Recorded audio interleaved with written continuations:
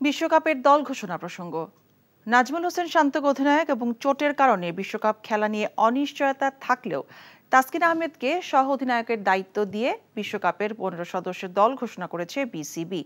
মিরপুরের বিসিবি কার্যালয়ে যুক্তরাষ্ট্রের বিপক্ষে 3 ম্যাচের টি-20 সিরিজ এবং বিশ্বকাপের দল ঘোষণা করেছেন প্রধান নির্বাচক গাজী আশরাফ হোসেন লিপু। লিটন, সৌম্য, তানজিদ তামিম থাকছেন উদ্বোধনী ব্যাটার হিসেবে। অধিনায়ক শান্ত, সাকিব আল হাসান, মাহমুদুল্লাহ রিয়াদ, জাকের আলী এবং তাওহিদ হৃদয় থাকছেন মিডল অর্ডারে। স্পিনার হিসেবে দলের সুযোগ পেয়েছেন রিশাদ হোসেন এবং পেসার হিসেবে থাকছেন শরীফুল, মুস্তাফিজ, তাসকিন এবং তানজিম সাকিব। তাসকিনের সেরে উঠতে 2 সপ্তাহের মতো সময় লাগায় যুক্তরাষ্ট্রের বিপক্ষে খেলবেন না এই পেসার, তবে তাকে বিশ্বকাপে পাওয়া যাবে বলে আশা করছেন প্রধান নির্বাচক।